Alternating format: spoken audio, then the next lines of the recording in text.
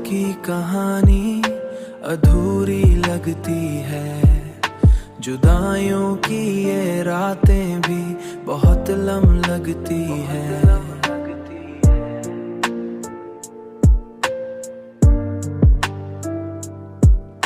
वो जिसके साथ हंसी बांटी थी कभी हमने, उसी के बाद ये दुनिया बहुत संजीदा भी हमने, उसी के बाद ये दुनिया बहुत संजीदा लगती है। जुदाई की चोटें अभी हरी लगती है, मोहब्बतों की कहानी अधूरी लगती है।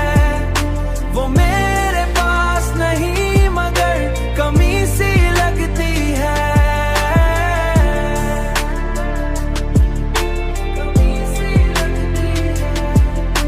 हजार कोशिश की उसको भला सुकून, लेकिन